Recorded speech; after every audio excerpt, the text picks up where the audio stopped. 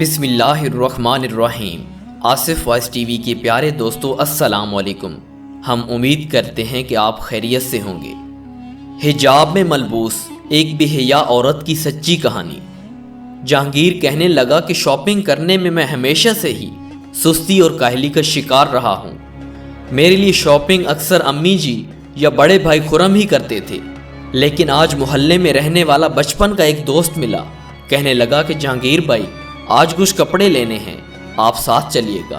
تو میں نے منع کیا کہ مجھے بازاروں میں بلا وجہ جانا ویسے ہی پسند نہیں، اور پھر یاد آیا کہ امی نے کب سے چپل خریدنے کا بھی کہا ہوا تھا، تو سوچا چلو اچھا ہے سنگ مل گیا۔ میں نے اسے وہیں کھڑا رہنے کا کہا اور گھر جا کر پیسے لیے اور پھر دونوں بازار کی طرف چل دیے۔ مجھے ہمارا محلہ کراچی کا ایک دیہات لگتا ہے، جہاں نہ تو خاص آس پاس کوئی آبادی ہے اور نہ ہی کوئی بازار وغیرہ۔ خیر بازار جا کر سب سے پہلے جناب کے لیے پینٹ شرٹ خریدنے لگے۔ بہت بڑا مال تھا اور عجیب و غریب دکانیں، اور اتنی بڑی دکانیں تھیں کہ ایسا لگتا تھا کہ تمام مرد و زن یہیں گھومنے آئے تھے۔ یہاں ہر دکان پر اتنا زیادہ رش تھا، لہٰذا میں تھوڑا پرے ہو کر کھڑا ہو گیا اور مختلف چیزوں کو دیکھنے لگا۔ اسی اثنا میں میرے کانوں سے کچھ ایسے جملے ٹکرائے جنہوں نے مجھے اپنی طرف متوجہ کر لیا۔ جہاں وہ بہن جی کہہ رہی تھیں کہ جس طرح بازو کے ساتھ چپکا ہوا فل باڈی فٹنگ قسم کا چاہیے، بھائی پچھلی بار آپ نے جو برقع دیا تھا اس کی فٹنگ بالکل خراب تھی، اور پھر آرڈر کرنے میں برقعے میں وہ بات نہیں رہتی۔ میں یہ سوچتے ہوئے اس بہن اور دکاندار کی طرف متوجہ ہو گیا۔ ہیں یہ کیا رے، برقعے کی بھی فٹنگ ہوتی ہے؟ پہلے تو میں نے سوچا کہ شاید میں نے کچھ غلط سنا ہوگا، پھر جب بھائی صاحب نے سیاہ لبادے اس کے سامنے رکھنا شروع کیے تو میری یہ غلط فہمی بھی دور ہو گئی۔ کچھ دیر تو یہ تماشا دیکھتا رہا، پھر اپنی فطرت سے مجبور ہو کر اس بہن جی سے مخاطب ہو ہی گیا۔ بہن بات سنیں گی ذرا آپ؟ جی بولیے۔ بہنا آپ برا مت منانا، جس طرح کا برقع آپ لے رہی ہیں اس سے تو آپ کا یہی لباس بہتر ہے جو آپ نے زیب تن کیا ہوا ہے۔ بھائی آپ کو کیا تکلیف ہے؟ جائیں اپنا کام کریں۔ بہن تکلیف ہے تو کہا نا، اس کی وجہ سے برقعے کی اہمیت ہی کھو دی جا رہی ہے، اور آج کل لوگ عام لباس والوں کو کم اور برقعے والیوں کو زیادہ گھورتے ہیں۔ برقعے کا مطلب اپنے جسم کی حفاظت کرنا ہوتا ہے تاکہ کسی کو کوئی شے نہ ملے۔ لباس ہمیشہ ڈھیلا ڈھالا پہننا چاہیے۔ آپ بہن ہو اس لیے بہن بن کر سمجھایا ہے۔ ارے مولوی صاحب آج کل یہی فیشن چل رہا ہے، پتہ نہیں آپ کون سی دنیا میں رہتے ہو، جاؤ اپنا کام کرو۔ اسی دوران خدائے رضاکار قسم کے لوگ جو لڑکیوں کا آنکھوں سے ایکس رے کرنے بیٹھے ہوتے ہیں جمع ہونے لگ گئے، مجھے گھورنے لگے، گویا ہیرو بننے کی کوشش کرنے لگے۔ میں نے آس پاس نظر دوڑائی لیکن مجھے اپنا دوست کہیں نہ دکھا، تو میں سمجھ گیا کہ میرا مخلص دوست کہیں آگے پیچھے ہو گیا ہے۔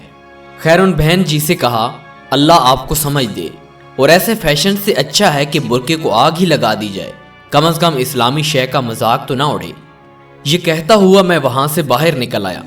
پیچھے سے ان بہن جی نے کچھ کہا، وہاں کھڑے خیر ان رضاکاروں نے بھی کچھ جملے کسے۔ خیر ان چیزوں کی تو عادت ہے، سو ڈیڑھ بنا اور باہر نکل آیا۔ دیکھا تو دوست گنے کا جوس پی رہا ہے اور مجھے دیکھ کر گھسانی ہنسنے لگا۔ میں نے پوچھا اوئے تو کہاں چلا گیا تھا؟ بھائی آپ نے پنگے لینے شروع کر دیے تھے، خام خواہ مجھے بھی پٹواتے۔ واہ میرے مخلص دوست تجھ پہ میں صدقے، چلو واپس چلتے ہیں، میرا اب موڈ نہیں رہا کچھ لینے کا۔ واپس گھر آیا اور سوچنے لگا کہ پردہ کرنے کا تو ہم کہتے ہیں، پر ماؤں بہنوں کو کبھی سمجھایا کہ برقع کرنا ہی پردہ نہیں ہوتا، مطلب پردے کا مقصد ہی نہیں بتایا۔ صرف برقع کر لینے سے سب ٹھیک نہیں ہوتا، آپ کی نیت بھی برقع کرنے کی ہونی چاہیے۔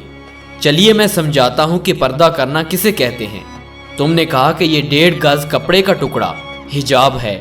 اچھا یہ بتاؤ، تم ایک اچھا کیک بناتی ہو تو کبھی پیک کر کے اسے کھلا چھوڑا کہ دیکھنا کہ کس کس قدر مکھیوں کا جھمگھٹا اس پر چمٹا ہوگا؟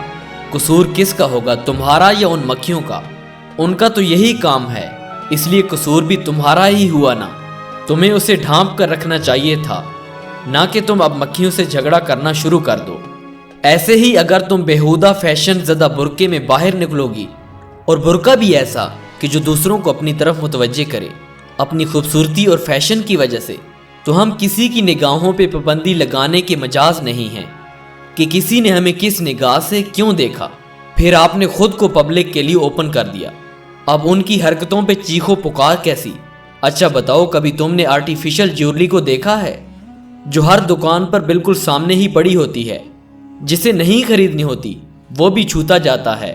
بس اسی طرح ان کے لیے وہ سامنے پڑی ہوتی ہے، خود ہی اپنی چمک دھمک سے دعوت دے رہی ہوتی ہے، ہر ایک کی پہنچ میں ہوتی ہے۔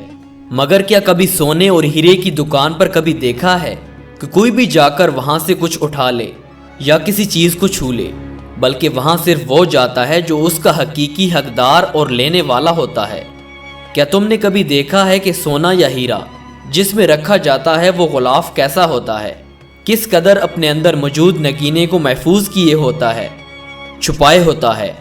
اچھا تم بتاؤ کہ تم اپنی قیمتی چیزوں کو کہاں رکھتی ہو؟ کیا تم انہیں سنبھال کر محفوظ جگہ میں نہیں رکھتی ہو کہ کوئی سوچ بھی نہ سکے کہ اس کے اندر کیا ہے، کیسا ہے، بلکہ ہر کوئی اسے نظر انداز کرے؟ مگر میں تمہیں بتاتا ہوں کہ بات صرف 1.5 گز کے حجاب کی یا عبایا کے ٹکڑے کی نہیں ہے، بات تو اس محبت کی ہے جو تمہارا رب تم سے کرتا ہے، بات تو اس فکر کی ہے جو تمہارا رب تمہارے لیے کرتا ہے، اور اسی وجہ سے اس نے حجاب کو خاص تمہارے لیے چنا اور تمہیں ایک محفوظ حصار کر دیا۔ اور اس کی محبتوں کا ذرا تصور اس بات سے لگاؤ کہ وہ یہ نہیں کہتا کہ تم قید ہو جاؤ، بلکہ وہ تو کہتا ہے کہ میں نے اس حجاب کو تمہاری پہچان بنا دیا، اب لوگ تمہیں دور سے پہچان لیا کریں گے کہ وہ عورت آ رہی ہے۔ پر کیا وجہ ہے کہ آپ برقع بھی اس لیے پہننے لگتے ہو کہ دور سے پہچان لی جائیں کہ دیکھو کتنی خوبصورت فٹنگ والی آ رہی ہے؟ کیا تمہیں نہیں لگتا کہ اس ایک آیت سے کہ جسے اس محبتوں والے رب نے تمہیں اپنے ہاتھوں کے پیچھے چھپا لیا ہو کہ اگر آپ اس کی جانب کوئی دیکھنا بھی چاہے تو وہ ذرا بھر بھی کامیاب نہیں ہو سکتا؟ کیا تمہیں نہیں لگتا کہ اس نے تمہیں اس دنیا کی سب سے قیمتی شے بنایا، اتنی قیمتی کہ جس تک ہر ایک کی پہنچ نہیں، جس کا اصل حقدار ہی اس تک رسائی حاصل کر سکتا ہے؟ سوچو، اس نے تمہیں کسی بھی ہیرے سے زیادہ قیمتی بنایا، جیسے غلافوں میں محفوظ رکھا جاتا ہے۔ تو کیا اس سونے یا ہیرے کے ساتھ ظلم ہوتا ہے کہ اس کی حفاظت کی جائے؟ اگر کہیں اس ہیرے کو کھلا پھینک دیا جائے تو وہ تمہارے خیال سے کتنے دن وہ اپنی اصلی حالت پر رہ پائے گا؟ یا اگر ہیرا اس طرح نمود و نمائش کرنے لگے تو اس کی بازی کب تک محفوظ رہے گی؟ بہن، اگر یہی فیشن کرنا ہے تو پھر برقع چھوڑ دو۔ یہ منافقت کیسی؟ ویسے بھی منافق بندہ مشرک سے بڑا ہوتا ہے۔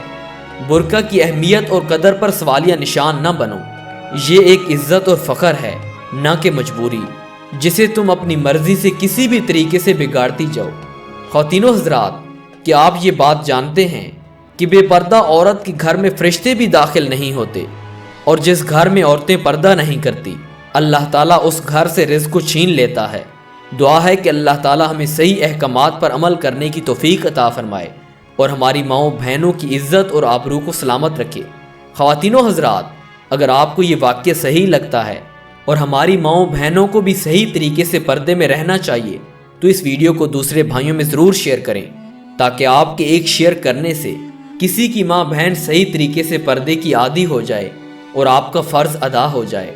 ہم اسی طرح چھوٹے چھوٹے واقعات کو بنانے اور دوسروں میں شیئر کرنے سے اپنے اس پیارے اسلام کو گھر گھر پہنچا سکتے ہیں۔